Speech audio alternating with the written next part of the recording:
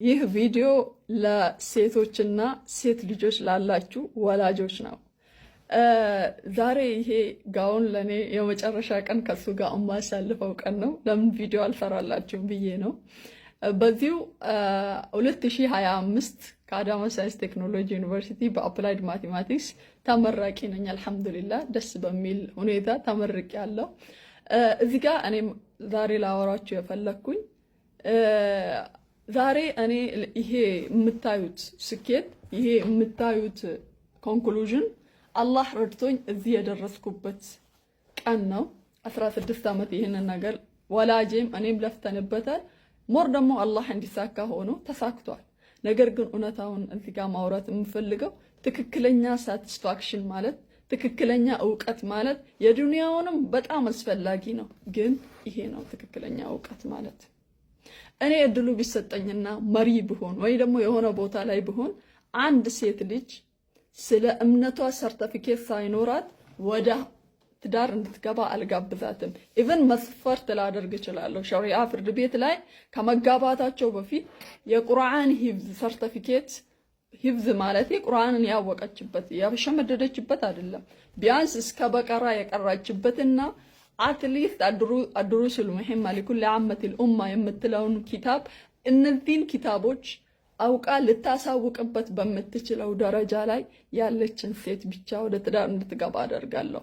ምክንያቱም ይሄንን የማደርግበት ትውልድን ለመቀየር ወንዶች በላይ ሴቶች ላይ መስራት ውጤታማ ስለሚያደርግ ነው። ይሄንን እምለው ሁለቱን ኪታቦች ማክሲመም በአንድ ዓመት መጨረስ ይቻላል።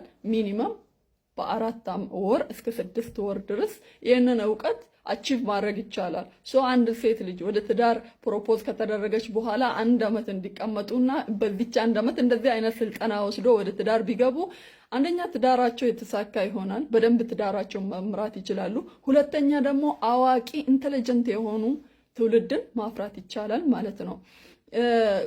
የብዙ ዓሊሞች የብዙ ፉቃሃዎች ልጆች አንዳንዴ ጠመው ዘፋኝ ሲሆኑ እናገኛቸዋለን። ግን አዋቂ የሆነች እናት ልጆች ደግሞ ብዙ ጊዜ ስኬታማ ናቸው። እናም ለመጥመም በጣም ይርቃሉ። ምክንያቱም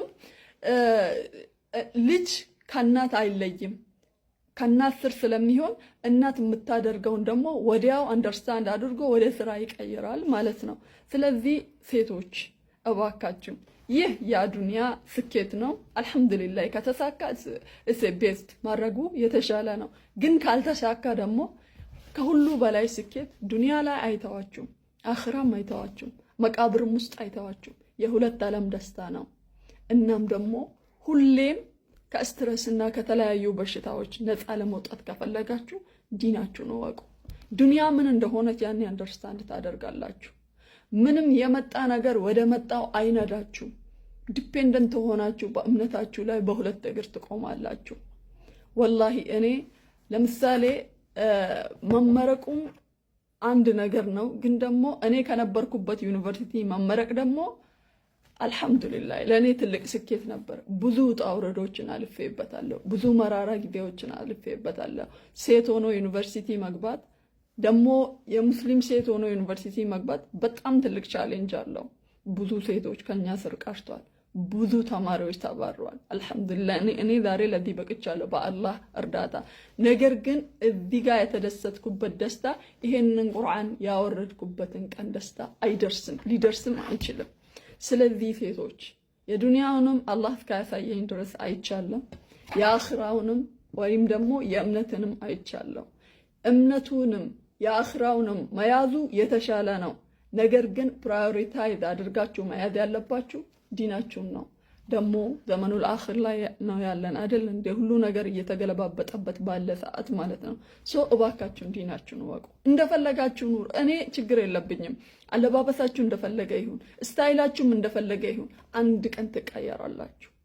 እኔ አምናለሁ፣ በዚህ ነገር አምናለሁ። ሁሌም አንድ ቀን ትለወጣላችሁ። ፈልጋችሁ አይደለም፣ ሳትፈልጉ ራሱ አላህ ይለውጣችኋል።